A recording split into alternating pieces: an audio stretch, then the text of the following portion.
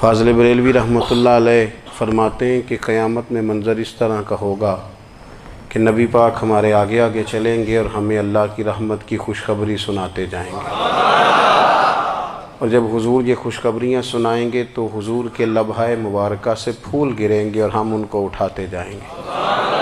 فرماتے ہیں خود تو وہ تھوڑی دیر کے لیے روئیں گے اللہ کی بارگاہ میں کہ یا اللہ انہیں معاف کر دے، خود روئیں گے لیکن ہمیں ہنسا دیں گے۔ پیش حق مجدہ شفاعت کا سناتے جائیں گے، آپ روتے جائیں گے پر ہم کو ہنساتے جائیں گے۔ اور باغ جنت میں محمد صلی اللہ تعالی علیہ وسلم، باغ جنت میں محمد مسکراتے جائیں گے، پھول رحمت کے گریں گے ہم اٹھاتے جائیں گے۔ حشر تک ڈالیں گے ہم پیدائش مولا کی دھوم، اور مثل فارس نجد کے قلعے گراتے جائیں گے۔ اور کیا ذوق بیان کیا، فرمانے لگے خاک ہو جائیں عدو جل کر مگر ہم تو رضا، دم میں جب تک دم ہے ذکر ان کا سناتے جائیں گے۔ جب تک سانسوں کی ڈوری چل رہی ہے، دم میں جب تک دم ہے ذکر ان کا سناتے جائیں گے۔ اللہ تبارک و تعالیٰ نے نا ہمارے محبوب کریم علیہ السلام کو دنیا میں بھیجا تو فرمایا یا ایھا الناس قد جاءکم برہان من ربکم، اے لوگو تمہارے پاس تمہارے رب کی دلیل آ گئی ہے۔ اللہ تبارک و تعالیٰ نے محبوب پاک علیہ السلام کو سراپا دلیل بنا کے بھیجا۔ باقی انبیاء کرام علیہم السلام کے پاس بھی اپنی نبوت کے دلائل کے طور پر بے شمار معجزات تھے، اور حضور کریم علیہ السلام کے تو پورے وجود کو ہی اللہ نے معجزہ بنایا ہے۔ اور نبی پاک صلی اللہ تعالیٰ علیہ وآلہ وسلم کی نبوت کی دلیلیں، حضور کے رسالت کے مستحکم دلائل جگہ جگہ آپ کو ملیں گے۔ سب سے پہلی چیز تو یہ سمجھنے والی ہے کہ نبی پاک علیہ السلام نے جس چیز کو سب سے پہلے اپنی نبوت کی دلیل کے طور پر بیان فرمایا وہ حضور کا کردار ہے، سیرت ہے، عمل ہے، حضور کا لوگوں کے ساتھ رویہ ہے۔ نبی پاک علیہ السلام کی تبلیغ کے 3 دور ہیں۔ ایک تو حضور نے اپنے قول سے تبلیغ فرمائی ہے، وہ 40 سال کی عمر سے محبوب نے اعلان فرمایا اور تبلیغ کی۔ اور ایک نبی پاک صلی اللہ تعالیٰ علیہ وسلم بالواسطہ حضور کی تبلیغ ہے جو آج تک جاری ہے۔ امت کے علماء، مشائخ، مبلغین حضور کے دین کو آگے پھیلا رہے ہیں، تو دراصل یہ بھی تبلیغ رسول پاک علیہ السلام ہی کی تبلیغ۔ اور ایک حضور کی تبلیغ کا دور ہے، حضور کی پیدائش سے لے کر ولادت مبارکہ سے لے کر حضور علیہ السلام کے اعلان نبوت تک۔ اس دوران نبی پاک نے جو تبلیغ فرمائی ہے وہ اپنے کردار سے فرمائی ہے۔ عرب کا وہ معاشرہ جو بڑا میلا کچیلا گدلا ہو چکا تھا، جس کے اندر سراسر مادہ پرستی کا زور تھا، جس کے اندر لوگ انسانوں کی خرید و فروخت کرتے تھے، جس کے اندر بیٹیوں کو زندہ دفن کر دیتے تھے، جس کے اندر جو آدمی جتنا زیادہ مضبوط ہوتا تھا اتنا زیادہ لٹیرا بن جاتا تھا، اس معاشرے کے اندر رسول کریم علیہ السلام نے 40 سال گزارے، اور اس طرح گزارے کہ جو بیگانے بھی تھے وہ بھی کہا کرتے تھے یہ صادق ہیں، یہ امین ہیں۔ اور جب حضور نے اعلان نبوت کیا تو فرمایا، یہ قرآن مجید کے لفظ ہے، فرمایا فَقَدْ لَبِثْتُ فِيكُمْ عُمَرًا مِّن قَبْلِهِ أَفَلَا تَعْقِلُونَ، میں تمہارے بیچ عمر کا ایک حصہ گزار چکا ہوں، تمہیں عقل نہیں ہے، شعور نہیں ہے۔ نبی کریم علیہ السلام نے اپنے کردار کو، اپنے عمل کو اپنی نبوت کی دلیل کے طور پر بیان فرمایا۔ وہ تو حضرت حلیمہ بھی فرماتی ہیں نا، جب میں نبی کریم علیہ السلام کو اپنے گھر لے گئی تو میرا اپنا بچہ بھی دودھ پیتا تھا، 2 میرے بیٹے ہو گئے، ایک میری یہ نسبی اولاد اور حضور میری رضائی اولاد۔ تو کہتی ہیں جب میں کریم محبوب علیہ السلام کو اپنے سینے سے لگاتی تھی تو حضور میرے ایک پستان سے دودھ پیتے تھے اور دوسرا اپنے بھائی کے لیے چھوڑ دیا کرتے تھے۔ یہاں سے رسول کریم علیہ السلام نے کردار کے ذریعے تبلیغ، اور پھر اعلان نبوت سے پہلے ایک تنظیم عرب کے جوانوں پر، عرب کے سرداروں پر مشتمل بنائی گئی، جس میں نبی کریم علیہ السلام نے بڑا حصہ لیا سرکار نے، اور بڑے اہم لوگوں کو شعور حضور نے عطا فرمائے، وہ اس جماعت کا فیصلہ تھا کہ ہم سارے جوان، سارے بڑے لوگ ملیں گے۔ یہ حضور کے اعلان نبوت سے پہلے کی بات ہے۔ ہم بڑے لوگ ملیں گے، کسی بڑے کو کسی چھوٹے پر ظلم نہیں کرنے دیں گے، کسی آدمی کو کسی غریب کا حق نہیں کھانے دیں گے۔ حضور علیہ السلام نے نا اپنے کردار سے، اپنے عمل سے، اور آپ کا جو عمل ہوتا ہے نا وہ اصل ہوتا ہے۔ ایک ہوتا ہے آپ کوئی بات کرتے ہیں اور ایک ہوتا ہے کہ آپ کوئی عمل کرتے ہیں۔ آپ جب عمل کرتے ہیں تو عمل کے ذریعے بھی لوگوں تک بات پہنچتی ہے کہ دراصل آپ کا اٹھنا بیٹھنا چلنا پھرنا کیا ہے۔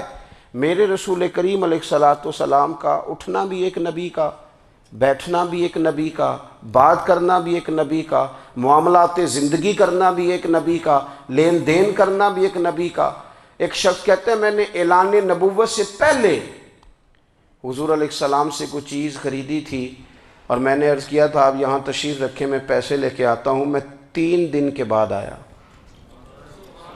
دیکھو یہ بات کرنی کتنی آسان ہے، بولنی کتنی آسان ہے، پر 3 دن یہاں میرے بھائی کو کسی شخص کو 2 گھنٹے انتظار کرنا پڑ جائے تو لوگ کہتے ہیں الانتظار اشد من القتل، یہ تو قتل سے زیادہ تکلیف والا معاملہ ہے منتظر رہنا کسی کا۔ کہتے 3 دن کے بعد میں آیا تو میرے رسول کریم وہیں تشریف فرمایا۔ بس اتنا فرمایا یار تم نے مجھے بڑی تکلیف میں ڈال دیا، 3 دن ہو گئے یہاں رکے ہوئے۔ تو حضور نے اپنے کردار کو، اپنے عمل کو، اپنے معاملات کو سب سے پہلے اپنی نبوت کی دلیل کے طور پر پیش کیا۔ کسی نے کیا خوب کہا تھا کہ جو تیری جان کے دشمن ہیں وہ بھی کہتے ہیں، وہ جو تیری جان کے دشمن ہیں، بظاہر تو آئے ہیں نا ہجرت کی رات جان لینے، لیکن امانتیں حضور کے گھر میں رکھی ہوئی ہیں، امانتیں کاشانہ نور پہ پڑی ہیں۔ وہ جو تیری جان کے دشمن ہیں وہ بھی کہتے ہیں کہ امین تو ہے اور صداقت کی آبرو تو ہے، امین بھی تو ہے، صداقت کی آبرو تو ہے۔ تو پہلے کردار۔ پھر دوسری بات، اللہ تعالیٰ نے اپنے محبوب علیہ الصلاۃ والسلام کو اپنا مطلق نائب بنا کر، اپنا محبوب اعظم بنا کر، ویسے ہی سارے انسانوں کے بارے میں کہا وَإِذْ قَالَ رَبُّكَ لِلْمَلَائِكَةِ إِنِّي جَاعِلٌ فِي الْأَرْضِ خلیفہ، میں زمین میں اپنا نائب بنانے والا ہوں۔ لیکن حضور علیہ السلام تو محبوب ہے نا، حضور کی نیابت تو محبوبیت کے درجے پر فائز ہے۔ تو رسول پاک کو رب کریم نے اس طرح کا بنا کے بھیجا کہ حضرت عبداللہ ابن رواحہ رضی اللہ تعالیٰ عنہ بیان فرماتے ہیں کہ اگر حضور کوئی معجزہ نہ بھی دکھاتے، نبی کریم علیہ السلام سے کوئی اعجاز لوگ نہ بھی دیکھتے، تو محبوب کا تو چہرہ ہی اس طرح کا تھا، لوگوں نے دیکھتے جانا تھا اور کلمہ پڑھتے جانا تھا۔ لیکن باوجود اس کے میرے رسول پاک کا اعجاز یہ ہے، کمال یہ ہے کہ حضور کبھی اشارہ کر دیں تو چاند 2 ٹکڑے ہو جائے، کبھی دعا مانگ دیں تو ڈوبا ہوا سورج واپس آ جائے، کبھی محبوب گزرنے لگیں تو پتھر آپ پر سلام پڑے، کبھی حضور پہاڑ پر چڑھ جائیں تو پہاڑ وجد میں آ کر جھومنے لگیں، محبوب کا کبھی نماز پڑھاتے ارادہ بن جائے تو اللہ تعالیٰ قبلے کا رخ ہی تبدیل فرما دے۔ کیا خوبصورت سوچ ہے اور کیا نظریہ دیتے ہیں بریلی کے امام۔ فرماتے ہیں اجابت کا جوڑا عنایت کا صحرا، دلہن بن کے نکلی دعائے محمد، اور اجابت نے جھک کر گلے سے لگایا بڑی ناز سے جب دعائے محمد۔ دیکھو خدا کی رضا چاہتے ہیں دو عالم، خدا چاہتا ہے رضائے محمد صلی اللہ تعالی علیہ وسلم۔ اور ایک مقام پہ فرماتے ہیں نائب دست قدرت پہ لاکھوں سلام، نائب دست قدرت پہ لاکھوں سلام۔ تو اللہ تعالیٰ نے نبی پاک صلی اللہ تعالی علیہ وسلم کو جو اعجاز۔ پھر ایک اور بات، حضور امی ہیں، دنیا میں آ کر محبوب نے کسی سے پڑھا ہی نہیں۔ میرے محبوب نے جتنا پڑھا ہے رب کریم سے ہی پڑھا ہے۔ الرحمن علم القرآن خلق الانسان، رحمان نے قرآن سکھایا پھر انسان بنایا۔ اللہ تبارک و تعالیٰ کی بارگاہ کرم سے حضور نے لیا۔ رسول کریم امی ہیں، یہ بھی حضور کی نبوت پر ایک بڑی دلیل۔ دیکھو ایک ہوتا ہے کوئی آدمی بچپن سے ہی کسی چیز سے شغف رکھے اور جب اس کی عمر بڑی ہو جائے تو کہتے ہیں اس کا تجربہ بڑا ہو گیا ہے، یہ پہلے کچھ شعر کہتا تھا، کوئی ادبی جملہ کہتا تھا، تو اب اس کی یہ کام کرتے کرتے عمر بڑی ہو گئی ہے تو رسوخ حاصل ہو گیا۔ 40 سال کی عمر مبارک تک نبی کریم نے ایک شعر بھی نہیں کہا۔ حضور علیہ السلام نے کبھی کوئی ایسی بات، ویسے تو حضور کی ہر بات حکمت والی، لیکن جس کو عرب کے لوگ اپنے لہجے میں شاعری یا اپنے لہجے میں ادب کہتے تھے، وہ حضور نے بیان نہیں فرمایا۔ لیکن جب 40 سال کی عمر میں اعلان نبوت کیا تو پھر بڑے بڑے فصیح و بلیغ، بڑے بڑے سیانے طفیل بن عمر کہتے ہیں کہ اس شخص کو بھی میں نے دیکھا جسے بڑا ناز تھا اپنی فصاحت اور بلاغت پر، اور جب وہ حضور کے پاس آیا اور اس نے آ کے کچھ باتیں کی تو محبوب خاموشی سے سنتے رہے، اور جب وہ چپ کر گیا تو میرے کریم نے صرف سورہ فاتحہ پڑھی۔ کبھی اٹھتا تھا، کبھی بیٹھتا تھا، کبھی غور کرتا تھا، کبھی دائیں جاتا تھا، کبھی بائیں جاتا تھا، پھر کہنے لگا بتاؤ نا کلام کس کا ہے؟ فرمایا اس رب کا، اس رب کا، اس رب کا جس کا میں رسول بن کے آیا ہوں۔ نبی کریم صلی اللہ تعالیٰ علیہ وسلم امی ہیں، لیکن حضور نے کائنات کے رازوں سے پردے ہٹا دیے، نبی کریم نے جینے کے سلیقے بتا دیے، حضور نے ہر شخص کو اس کے مقصد حیات سے آگاہ کر دیا۔ نبی کریم علیہ السلام نے وہ فلسفہ حیات بیان کیا کہ لوگوں کو صرف جینے میں ہی مزہ نہیں آیا، مرنے میں بھی مزہ آنے لگا۔ لوگ آگے بڑھ بڑھ کے جانیں پیش کرنے لگے، اپنی اولادیں قربان کر، جو فلسفیوں سے کھل نہ سکا اور نکتہ وروں سے حل نہ ہوا، وہ راز ایک طیبہ والے نے بتلا دیا چند اشاروں میں۔ محبوب کریم امی ہیں، لیکن حضور نے اس طرح دنیا کو سکھایا، اس طرح دنیا کو پڑھایا، اس طرح حضور نے علم کے چراغ اور دیپ روشن کیے کہ قیامت تک جسے روشنی ملے گی نا، اسے صرف دروازہ مصطفیٰ سے ملے گی، اسے رسول کریم علیہ السلام کے در دولت سے ملے۔ کچھ لوگوں نے کہا کہ اپنے پاس سے آیات بنا کے لاتے ہیں، اپنے گھر میں بیٹھ کے دعوے کر لینا تو کوئی مشکل کام نہیں نہ ہوتا، سارے لوگ ہی کر لیتے ہیں۔ بلکہ وہ ہمارے ایک بزرگ کہا کرتے تھے، خیالی پلاؤ پکائیے تے گھیو کدے بھی کٹ نہ پائیے، کیونکہ کون سا پیسوں کا ڈالنا ہے، زیادہ ڈالیں آپ، اور زیادہ ڈالیں۔ بہت سارے لوگ ہیں آج بھی، کچھ لبرل ہیں بیچارے، کچھ دین بیزار طبقہ ہے، وہ کہتے ہیں جناب ہمیں تو جدید باتیں بتائیں، ہمیں تو نئے اسلوب کے مطابق لے کے چلیں، ہمیں تو او بھائی سن، میرے نبی پاک علیہ السلام نے فرمایا میرا قرآن کبھی پرانا نہیں ہوگا، اسے پڑھ کے دیکھ، اس کی جدت کا حسن دیکھ، یہ تو کھلا ہوا باغ ہے، تو ایک دفعہ اس کے قریب آئے گا تو خوشبو ملے گی، دوسری دفعہ آئے گا تو اس سے زیادہ تازی ملے گی، ایک دفعہ پھل کھائے گا تو مزیدار ہوگا اور دوسرا کھائے گا ہو سکتا ہے شکل ملتی جلتی ہو لیکن ذائقہ بڑا نرالا ہوگا۔ تو تو صحیح نا، جب کچھ لوگوں نے کہا یہ خود سے بنا کے آیات لاتے ہیں تو فرمایا وَإِن كُنتُمْ فِي رَيْبٍ مِّمَّا نَزَّلْنَا عَلَىٰ عَبْدِنَا فَأْتُوا بِسُورَةٍ مِّن مِّثْلِهِ، اگر تمہیں کوئی شک ہے اس میں جو ہم نے اپنے بندہ خاص میں نازل کیا ہے تو تم بھی اس جیسی ایک آیت بنا کے لاؤ۔ اور چلو چیلنج کھلا ہی دے دیا، فرما وَادْعُوا شُهَدَاءَكُم مِّن دُونِ اللَّهِ، اللہ اور اللہ والوں کو چھوڑ دو، تفسیری ترجمہ عرض کر رہا ہوں، یعنی صحابہ کو چھوڑ دو، حضور کے ماننے والوں کو چھوڑ دو، باقی ساری دنیا کے کافر اکٹھے ہو جاؤ، ایک آیت بس قرآن جیسی لے کے آؤ، ایک آیت لے کے آؤ، ان کنتم صادقین، اگر تم سچے ہو۔ جوانوں سنو، کہا ایک آیت، اور یہ چیلنج آج تک قرآن مجید کا موجود ہے، آج تک وَإِن كُنتُمْ فِي رَيْبٍ مِّمَّا نَزَّلْنَا عَلَىٰ عَبْدِنَا فَأْتُوا بِسُورَةٍ مِّن مِّثْلِهِ، تم قرآن کے مقابلے کی ایک صورت لے کے آؤ اور سارے حمایتی اکٹھے کر لو اپنے، ان کنتم صادقین، اگر تم سچے ہو۔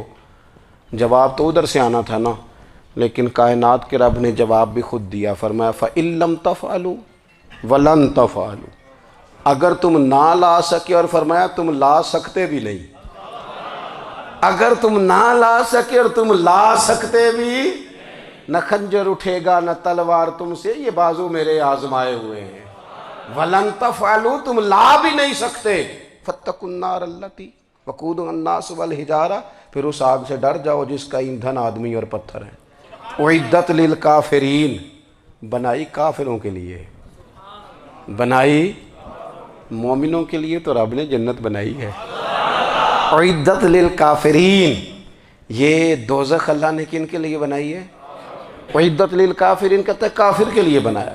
تو اللہ تبارک و تعالیٰ نے میرے رسول پاک صلی اللہ تعالیٰ علیہ وسلم کو وہ کتاب عطا فرمائی، اور پھر حضور کی فصاحت و بلاغت، معرفت۔ دیکھو ایک ہوتا ہے گھنٹوں باتیں کرنا، ایک ہوتا ہے کئی کئی والیم پر مشتمل، کئی کئی جلدوں پر مشتمل کتب کا لکھنا، اور ایک ہوتا ہے کسی بندے کا ایک بات کرنا اور سامنے والے کی طبیعت کو اتنا جگا دینا کہ اگلی بات فوراً ہی اس کی سمجھ میں آ جائے۔ اور حضور نہ کسی کی انا کو نہیں جگاتے تھے۔ ہم بعض اوقات کسی سے خطاب کرتے ہیں، بات کرتے ہیں تو سامنے والے کی انا کو جگا دیتے ہیں، ٹھیس پہنچاتے ہیں، وہ کہتا ہے چل پھر تگڑا ہو جا میں بھی آیا۔ حضور انا نہیں جگاتے تھے، میرے نبی پاک ضمیر جگاتے تھے تاکہ وہ شخص فیض حاصل کر سکے، اسے کچھ ملے۔ نبی کریم کا جو انداز تکلم ہے وہ اس طرح کا ہوتا تھا کہ انسان خود بخود کھل اٹھتا تھا کہ مطلب یہ بات ہونے کیا لگی ہے، مطلب حضور کیا فرمانے لگے۔ نبی کریم صلی اللہ تعالیٰ علیہ وسلم ایک دن محبوب کریم نے صحابہ کے بھی یہ حضور کی فصاحت و بلاغت دیکھے، فرمایا محبوب نے کتنا نادان ہے وہ شخص جو اپنے ماں باپ کو گالی دے۔ کھلی ہو گئی لوگوں کی آنکھیں، کان کھڑے ہو گئے کہ یا رسول اللہ کون ایسا بدبخت ہے جو ماں باپ کو گالی دے گا۔ اب جب سوالات ذہنی سطح پر پوری طور پر ابھر گئے نا، تو اب رسول کریم نے بات سمجھائی۔ یہ ہے فصاحت و بلاغت، تیرے آگے ہیں یوں دبے لچے فصحاء عرب کے بڑے بڑے، کوئی جان منہ میں زبان نہیں بلکہ جسم میں جان نہیں۔ یا رسول اللہ کون ایسا نالائق ہے جو ماں باپ کو گالی دے؟ اب جب ذہنی سطح یہاں تک ابھر آئی تو اب حضور نے سمجھایا، فرمایا جب تم کسی کے ماں باپ کو گالی دو گے نا تو وہ بھی تو جواب میں تمہارے ماں باپ کو دے گا نا، تو فی نفس ہی یہ تم نے خود ظلم کیا ہے اپنے ماں باپ پر۔ کیوں تم نے ایسا لہجہ اختیار کیا کہ جس سے سامنے والے کی انا جاگ جائے اور وہ تمہارے مقابلے میں آ کر کے کھڑا ہو جائے؟ کیوں تم نے اس طرح کے انداز اختیار کیے کہ جس سے سامنے والا بھی سارے پنجے کھڑے کر کے باہر نکل آئے اور کہے آ جاؤ پھر میں بھی میدان میں حاضر ہوں؟ رسول کریم کی فصاحت بلاغت دیکھیں نا، حضور دو چار جملوں میں ساری بات سمجھا جاتے ہیں۔ ایک حدیث پاک اگر ہماری سمجھ میں آ جائے، ایک روایت نبی پاک صلی اللہ تعالیٰ علیہ وسلم نے فرمایا خوبصورت مسلمان وہ ہے جو بے مقصد باتوں کو چھوڑ دے۔ لو اس سے پوری زندگی سجائی جا سکتی ہے، ایک جملے سے پوری زندگی سواری جا سکتی ہے، کوئی لمبی چوڑی باتوں میں جانے کی ضرورت نہیں۔ کہا خوبصورت مسلمان یہ ہے جو بے مقصد باتوں کو چھوڑ دے، لا یعنی باتوں کو، کیا کہتے ہیں ہمارے دیہات کے لوگ، جڑے پنڈ جانا نہیں اودا راہ پوچھنے دی، لیکن آج کل لوگ باز آندے یعنی جس بات کا بالکل تعلق نہیں نا وہ بات بھی کرتے جاتے ہیں، جس کا شعبہ ہی نہیں وہ بھی چھلانگ لگا لگا کے اس میں آ جاتا ہے۔ ہم اپنا وقت ضائع کرتے ہیں، اپنی صلاحیتیں ضائع کرتے ہیں، اپنا نقصان کرتے ہیں۔ ہم اپنا کام صحیح کر کے نہیں کرتے اور دوسری ساری دنیا کو ٹھیک کرنا چاہتے ہیں۔ او بھائی آپ جس جگہ جس شعبے سے تعلق رکھتے ہیں آپ اپنے معاملات میں مضبوطی پیدا کریں۔ حضور نے اپنی فصاحت کے ساتھ بلاغت کے ساتھ لوگوں کو قائل کیا، اور قرآن مجید کی تاثیر کا یہ اثر میرے کریم رسول نے دکھایا کہ رات کو جب حضور بیٹھ کے قرآن پاک پڑھتے تھے نا، جب یاسین والے نبی خود یاسین کی تلاوت کریں، جب طٰہٰ والے محبوب خود طٰہٰ کی تلاوت کریں، غور کرو نا جب مدثر والے محبوب خود ان جملوں کو ادا کریں، یعنی جن کے بارے میں آیت آئی ہے جب وہی یہ آیت پڑھیں کہ اِنَّا أَعْطَيْنَاكَ الْكَوْثَرَ، یعنی جن کا ذکر ہو رہا ہے جب وہ یہ بات کریں کہ یا ایھا النبی انا ارسلناک شاہدا ومبشرا ونذیرا لتؤمنوا باللہ ورسولہ وتعزروہ وتوقروہ وتسبحوہ بکرۃ واصیلا، جن کے بارے میں آیت آئی ہے جب وہ یہ کہہ رہے ہوں کہ ورفعنا لک ذکرک، جب وہ کہہ رہے ہوں والضحیٰ واللیل اذا سجا، ذرا اس کیفیت کو دیکھیں جب محبوب خود پڑھ رہے ہوں، اور جو حضور پر آئی ہیں اس کا ذائقہ، اس کا لطف، اس کا انداز بھلا کیا ہوگا۔ حضور جب رات کو پڑھتے تھے نا قرآن پاک، تو جو پکے کافر تھے نا، ابو جہل جیسے لوگ، وہ بھی جھاڑیوں میں چھپ چھپ کے مدینے والے کی تلاوت سنا کرتے تھے، حضور کی تلاوت سنا کرتے تھے۔ یہی بہتر ہے کہ پردوں میں وہ پردہ پوش رہے، وہ اگر پردے ہٹا دے تو کسے ہوش رہے۔ رسول کریم علیہ السلام کی تلاوت کا سننا، قریب جانا، یہ اعجاز ہے۔ حضرت فاروق اعظم کہتے ہیں میں طبیعت کا بڑا ڈاڈا تھا، مزاج کا بڑا سخت تھا، زندگی ہمیشہ ڈٹ کر گزاری، باتوں پر کھڑا رہنا آتا تھا، پر جب میری بہن نے مجھے چند آیتیں سنائی نا تو میں تڑپ ہی گیا۔ کروں آیا سا مار مقامنے نو، ہن مینو مار دے لے چلو، اوے متے عمر دی عمر برباد ہو جائے جتھے عمر سوار دے لے چلو۔ یہ اعجاز ہے رسول کریم صلی اللہ تعالیٰ علیہ وسلم پر نازل ہونے والی کتاب کا۔ پھر حضور نے خبریں دی، نبی پاک نے خبریں دی۔ حضور نے فرمایا روم فتح ہوگا، وہ ہوا۔ نبی کریم علیہ السلام نے فرمایا شام فتح ہوگا، تو شام فتح ہوا۔ فرمایا ایران فتح ہوگا، تو ایران فتح ہوا۔ سراقہ بن مالک کہتے ہیں ایک گاؤں پر بھی مسلمانوں کی حکومت نہیں تھی، ایک گاؤں پر۔ حضور مکہ مکرمہ سے نکل رہے تھے، مدینہ طیبہ تشریف لے جا رہے تھے، ابھی راستے میں تھے، میں 100 سرخ اونٹوں کے لالچ میں معاذ اللہ حضور کو گرفتار کرنے پہنچ گیا۔ محبوب نے حکم دیا، حضور کا معجزہ میں نے آنکھوں سے دیکھا، میرا گھوڑا زمین میں دھستا چلا گیا، میں نے معافی مانگی، حضور نے معاف کر دیا۔ میں نے سمجھا اچانک ہو گیا ہے۔ یہ منوانا بھی بڑا مشکل کام ہے۔ شجر و حجر پہچان گئے، انسان کی نظروں میں شاکی رہا۔ یہ کچھ ایسے لوگ ہیں جن کو منوانا توبہ توبہ، ماننے کو تیار نہیں، دیکھ دیکھ کے بھی ماننے کو تیار ہے نہیں، ماننے کو تیار ہی نہیں۔ کہتے ہیں کہ میں نے پھر چاہا آگے بڑھنا، تو پھر زمین کے اندر میرے گھوڑے کے پیر دھنسنے لگے، پھر معافی مانگی۔ کریم تیرے معاف کرنے کی ادا پہ بھی قربان جائیں۔ یہ نہیں فرمایا کہ تو بار بار یوں ہی کرتا ہے، فرمایا معافی مانگتا ہے، جا میں نے معاف کیا۔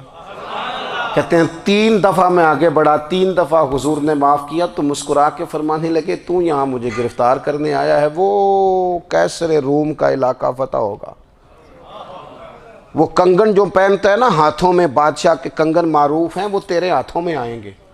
اللہ کرے آپ سمجھیں۔ یہ جو لوگ ڈری ڈری سہمی اور ہمارے بچے مایوسی کی معاذ اللہ باتیں کرتے ہیں، وہ دیکھیں حضور کس طرح کی گفتگو فرماتے ہیں۔ ابھی ایک گاؤں پر بھی اسلام کی حکومت نہیں، لیکن حضور کا خبر دینے کا انداز۔ کریم فرمانے لگے وہ کیسر روم کے جو کنگن ہوں گے وہ تیرے ہاتھوں میں آئیں گے۔ جناب سراقہ بن مالک فرماتے ہیں کہ میں مسلمان ہو گیا، حضور کا وصال ہو گیا، کنگن نہیں آئے۔ حضرت ابوبکر صدیق کا وصال ظاہری ہو گیا، کنگن نہیں آئے۔ جناب عمر کا دور آ گیا، سراقہ بوڑھے ہو گئے۔ کوئی بندہ پوچھتا نا کہ اب تو عمر ڈھل گئی ہے، زندگی کا پتہ نہیں، کہنے لگے نہیں میں نہیں جاتا، جب تک کنگن نہیں آتے اسرائیل کوئی نہیں آئیں گے، کیونکہ ساڈے نبی دی زبان ساڈے واسطے قرآن۔ جو دن کو کہہ دیا دن ہے تو دن نکل آیا، جو شب کو کہہ دیا شب ہے تو رات ہو کے رہی، اور خدا نے ان کی زبان کو وہ اختیار دیا، جو نکلی منہ سے ان کے وہ بات ہو کے رہی۔ اور فاضل بریلوی کا تو انداز ہی پھر انوکھا ہے نا، وہ تو کہتے ہیں وہ زبان جس کو سب کن کی کنجی کہیں، جس کو سب کن کی کنجی کہیں، اس کی نافذ حکومت پہ لاکھوں سلام۔ کہنے لگے نہیں آتے حضرت اسرائیل، فکر نہ کرو، بوڑھے ہو گئے تھے، نکلنا گھر سے بند کر دیا تھا، حضرت عمر کا دور تھا، کنگن آ گئے۔ حضرت فاروق اعظم نے ان کے پوتوں سے، نواسوں سے، بچوں سے کہا جاؤ بلا کے لاؤ، کہا دادا جان بوڑھے ہیں، فرمایا تم کان میں کہہ دینا کنگن آ گئے، پھر تم دیکھنا تو صحیح۔ پھر حضرت سراقہ آئے، حضور نے جو خبریں دیں، نبی پاک علیہ السلام نے جو گزشتہ قوموں کے احوال بیان کیے، اور پھر میرے نبی پاک علیہ السلام نا دنیا میں عزتیں دینے آئے، عزتیں۔ یہ مزاج ہمیں کم کرنا چاہیے، یہ جو ہم ساری زندگی اس کام میں لگا دیتے نا، کسی کو نیچا کیسے دکھانا ہے، یہ انداز حضور نے نہیں ہمیں دیا۔ اب دیکھو حضور تشریف لائے تو ہمیں پتہ چلا کہ حضرت یوسف جیسا سونا کوئی نہیں، حضور تشریف لائے تو ہمیں پتہ چلا کہ حضرت داؤد جیسی خوبصورت آواز کسی کی نہیں، حضور تشریف لائے تو ہمیں پتہ چلا کہ جناب عیسیٰ علیہ السلام کا فقر اختیاری کس طرح کا تھا، محبوب تشریف لائے تو ہمیں پتہ چلا کہ حضرت موسیٰ کا جلال کس طرح کا تھا۔ یہ تو حضور آئے تو نبی پاک علیہ السلام نے اس کی بھی عظمت بیان کی، اس کی بھی شان بیان کی۔ حضور نے بتایا کہ ابو بکر صدیق کی شان کیا ہے، فاروق اعظم کا مرتبہ کیا ہے، عثمان غنی کی حیا کیا ہے، مولا علی کی شجاعت کیا ہے، اہل بیت نبوت کی عظمت کیا ہے۔ حضور آئے عزتیں دینے، ماں کو عزت دی مدینے والے رسول نے، کہا جس کا باپ راضی ہو گیا اس کا رب راضی ہو گیا۔ فرمایا جو 2 بیٹیاں 3 بیٹیاں 4 بیٹی بہنیں یا 1 بیٹی یا بہن بیاہ کے آ گیا نا، اس طرح میری 2 انگلیاں جڑی ہوئی ہیں، میرے ساتھ جڑ کے جنت میں جائے گا۔ رسول کریم صلی اللہ تعالی وسلم نے عزت دی۔ حضور عزتیں دینے، کوئی اعزاز نہیں، ان پڑھ بندہ ہے، سادہ ہے، غریب ہے، مزدوری کرتا ہے، ہاتھوں پہ چھالے۔ یا رسول اللہ اس کا بھی کوئی اعزاز ہے؟ قربان جائیں، میرے کریم نے عزت دی، فرمایا محنت کر کے روزی کمانے والا تو اللہ کا دوست ہے، یہ اینٹیں اٹھانے والا، یہ مشقتیں کرنے والا، یہ صبح دیہڑی پہ جانے والا، یہ بیچارہ جو اچار سے روٹی کھاتا ہے، تو نے ہر شخص کی قسمت میں یہ عزت لکھی اور آخری خطبے کی صورت میں وصیت لکھی۔ رسول کریم نے ہر بندے کو اعزاز دیا، عظمتیں دی، حضور عزتیں دینے آئے، نبی پاک علیہ السلام نے اعزازات دیے، حضور نے نوازا۔ یہ ساری چیزیں میرے رسول پاک کی تشریف، اور پھر یہ جو حضور کے صحابہ اور اہل بیت ہیں نا، یہ بھی میرے نبی پاک کی نبوت کی دلیل ہے۔ اتنی جلدی انقلاب آیا نہیں کرتے، وہ کل تک جو رہزن تھے حضور نے راہبر بنا دیے۔ وہ لوگ جو کل تک ایک دوسرے کے گلے کاٹ کے کھاتے تھے، ایک دوسرے کو مارتے تھے، تکلیف پہنچاتے تھے، برادری ازم پہ لڑتے تھے، حضور نے بھائی بھائی بنا دیے۔ ایک پلیٹ میں کھانا کھانے لگے، سیدنا بلال حبشی، صہیب رومی، سلمان فارسی، حضور نے یوں کر کے ملا دیا۔ نبی کریم علیہ السلام نے تقسیمیں ختم کر دی دنیا میں۔ حضور کے صحابہ نے اپنا کردار اس طرح کا دکھایا، اتنا بلند کیا، اور صحابہ کرام علیہم رضوان اس کو دیکھ کر اتنی بلندیوں پہ گئے کہ گواہیاں اللہ کا قرآن دیتا ہے۔ فرمایا محمد الرسول اللہ والذین معہ اشداء علی الکفار رحماء بینہم تراہم رکعا سجدا یبتغون فضلا من اللہ ورضوانا۔ فرمایا یہ جو میرے محبوب کے ساتھ والے ہیں کافروں پر سخت ہیں، آپس میں نرم دل ہیں، تم جب بھی انہیں دیکھو گے سجدے کرتے دیکھو گے، رکوع کرتے دیکھو گے، تم انہیں دیکھو گے اللہ کی رضا کے متلاشی ہیں۔ انہیں ساری مادہ پرستی سے نکال کر محبوب نے رب کی رضا کے رستے پہ ڈال دیا۔ میرے نبی کریم سید عالم صلی اللہ تعالیٰ علیہ وسلم کی نبوت کے دلائل کے طور پر یہ ساری چیزیں آئیں۔ بس میں بات سمیٹنے لگا ہوں۔ حضور کا جو اخلاق ہے نا، وہ بھی نبی کریم علیہ السلام کی نبوت کی بہت بڑی دلیل ہے۔ وَإِنَّكَ لَعَلَىٰ خُلُقٍ عَظِيمٍ۔ محبوب ہم نے آپ کو نا خلق عظیم کا مالک بنایا ہے۔ کچھ لوگ سمجھتے ہیں صرف آپ کا بولنے کا انداز ٹھیک ہو تو آپ با اخلاق ہیں۔ نہیں بھائی، بولنے کا انداز ٹھیک ہونا با اخلاق نہیں، سچ بولنا اخلاق کی علامت ہے۔ آپ کا حق بات کرنا اخلاق ہے، آپ کا صحیح گواہی دینا اخلاق ہے، آپ کا اللہ تعالیٰ کی طرف سے آزمائش آنے پر صبر کا مظاہرہ کرنا اونچا اخلاق ہے۔ رب نعمت دے تو آپ کا وجود ڈھلتا جائے شکر میں، یہ اخلاق ہے۔ رب کریم اگر آپ کو کسی وقت کسی آزمائش میں اپنی حکمت سے ڈالتا ہے تو عزت نفس کو برقرار رکھنا، خودداری کو برقرار رکھنا، یہ اخلاق۔ نبی پاک نے اعلیٰ ترین اخلاق کی بات بتائی، اعلیٰ ترین۔ حضور نے لوگوں سے بیعت لیتے وقت کہا تھا میرے ہاتھ پر بیعت کرو، چوری نہیں کرو گے۔ نبی پاک علیہ السلام نے مختلف امور پر بیعت لی۔ حضرت حکیم بن حزام کہتے ہیں حضور نے میرے ہاتھ پہ ہاتھ رکھ کے کہا میرے ہاتھ پہ ہاتھ رکھ کے بیعت کرو کہ کسی دنیا دار سے سوال نہیں کرو گے، خودداری سے زندگی گزارو گے، عزت نفس سے جو رب نے تمہیں دیا ہے تم اس پر راضی رہو گے، لوگوں کی جیبوں کو ٹٹولنا، دوسروں کی دولتوں پہ راج کرنا، دوسروں کے مال پر نگاہیں ڈالنا اللہ کے حبیب نے پسند نہیں فرمایا۔ فرمایا بیعت کرو کہ تم کبھی کسی سے سوال نہیں کرو گے۔ حد ہو گئی۔ نبھانے والوں نے پھر اس عہد کو نبھایا اور کمال کر دی۔ حضرت حکیم بن حزام گھوڑے پہ بیٹھے تھے، ہاتھ میں درہ تھا، وہ زمین پہ گر گیا، قریب غلام کھڑا تھا، حضرت حکیم بن حزام خود گھوڑے سے اترے، درہ اٹھایا، دوبارہ گھوڑے پہ بیٹھے۔ غلام عرض کرنے لگا حضور مجھے بتا دیتے میں اٹھا کے دے دیتا۔ آنکھیں چمک اٹھیں، فرمانے لگے کیسے بتا دیتا، اپنے رسول سے وعدہ کیا ہے کبھی کسی سے سوال نہیں کروں گا، کبھی سوال نہیں کروں گا۔ اللہ کے محبوب نے ہمیں اعلیٰ اخلاقی قدروں کی بات ہمیں سکھائی ہے۔ ہم دیکھتے ہیں کہ بڑی جلدی 2 4 5 لوگوں کے غصہ دلانے پر ہم ساری اخلاقی حدوں کو کراس کر جاتے ہیں۔ دوستو ہمارا ایک ویژن ہونا چاہیے، ہمارے ذاتی رویے بڑے معتبر ہونے چاہیے، لین دین کے معاملات کے اندر مسلمانوں کو بڑا صاف ستھرا ہونا چاہیے۔ ہمیں اپنی معاشی زندگی میں روزمرہ کے معاملات میں ہماری توجہات کا مرکز صرف اللہ رسول کی ذات ہونی چاہیے۔ رب کریم نے اپنی حکمت سے کسی کو کتنا دیا ہے یہ اس کی حکمت کے تقاضے ہیں، ہمیں اس نے جس رنگ میں جس حال میں رکھا ہے ہمیں اپنے رب کی رضا پر بہت زیادہ مطمئن ہونا چاہیے۔ اچھا پھر ایک اور بات، جن چیزوں کو ہم نے دکھ بنایا ہے نا یہ تو وہاں دکھ تھا ہی نہیں، مہینہ مہینہ چولہا نہیں جلا، لیکن کسی جگہ اظہار غربت ہے حضور کی اولاد پاک کا یا صاحب کا یا ازواج کا، مہینہ مہینہ چولہا نہیں جلا۔ لیکن یہ اخلاق عالیہ کا حسن دیکھو، اپنے گھر مہینہ مہینہ چولہا نہیں جلا، جو مانگنے آیا اسے جھولی بھر کے عطا فرمایا، کوئی دروازے سے خالی نہیں گیا۔